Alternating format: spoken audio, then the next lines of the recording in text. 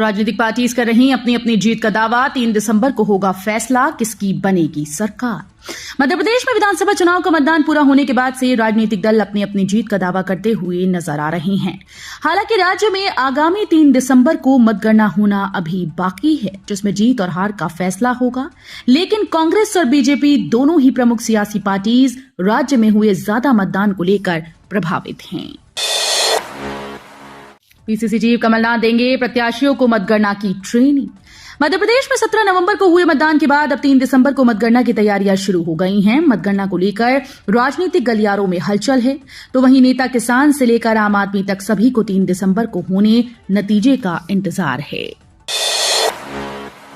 चुनावी नतीजों से पहले शिवराज सरकार फिर लेगी 2000 करोड़ का कर्ज। मध्य प्रदेश विधानसभा चुनाव नतीजे और नई सरकार के गठन से पहले एक बार फिर मौजूदा शिवराज सरकार कर्ज लेने की तैयारी में है। खबर है कि आचार संहिता के बीच शिवराज सरकार 28 नवंबर को 2000 करोड़ रुपए का कर्ज लेने जा रही है। एमपी में बदला मौसम का मिजाज, कई जिलों में सर्द हवाओं का कहर। मध्य प्रदेश के मौसम का मिजाज लगातार बदलता जा रहा है। तापमान में लगातार उतार चढ़ाव का सिलसिला जारी है। इस बीच ठंड की दस्तक भी अब प्रदेश में हो गई। प्रदेश के कई शहरों में रात के तापमान में गिरावट दर्ज की गई, जिसके बाद अब सुबह और शाम को ठंड महसूस होने लगी है। राज्य कर्मचारियों को महंगाई भत्ते का इंतजार, 4% होनी है वृद्धि। चुनावी आचार संहिता के बीच चुनाव आयोग से मंजूरी मिलने के बाद राजस्थान और छत्तीसगढ़ के सरकारी कर्मचारियों पेंशनर्स को 4% डीए बढ़ना तय हो गया। लेकिन मध्य प्रदेश के कर्मचारियों को डीए को लेकर इंतजार करना पड़ रहा है, जिसके चलते कर्मचारियों में नाराजगी बढ़ने लगी है। 3 दिसंबर को ढोल बजेंगे तो मृतकों को होगा कष्ट।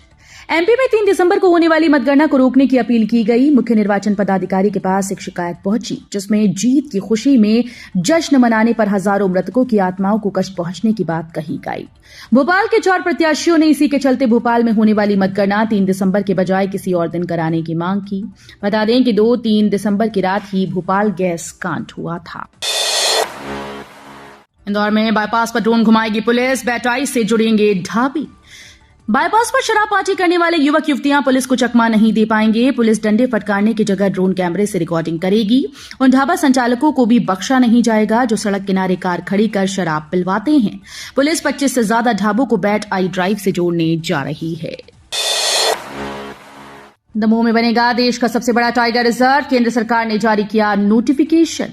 एमपी के दमोह से बड़ी खबर सामने आई है, जबकि ये जिला देश में इतिहास रचने जा रहा है। दमोह जिले को देश के सबसे बड़े टाइगर रिजर्व का तमगा मिलने वाला है। अब दमोह में भारत का सबसे बड़ा टाइगर रिजर्व होगा। बता दें कि एमपी के सागर, नरसिंहपुर और दमोह जिले के जंगली एरिया को मिलाकर बने नोरादेही अभ्यारण्य को रानी दुर्गावती अभ्यारण्य में मिलाकर बड़ा टाइगर रिजर्व बनाया गया है।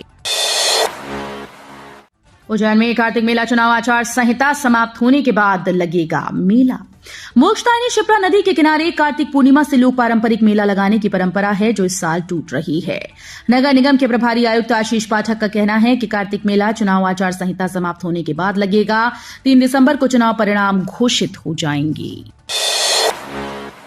इंदौर में 143 टेबलों पर होगी 20.32 लाख मतों की गणना। विधानसभा चुनाव में मतदान के बाद अब 3 दिसंबर को होने वाली मतगणना की तैयारी की जा रही है। नेहरू स्टेडियम में बनाए गए स्ट्रांग रूम में जिले के सभी 9 विधानसभा क्षेत्रों की ईवीएम रखी गई है।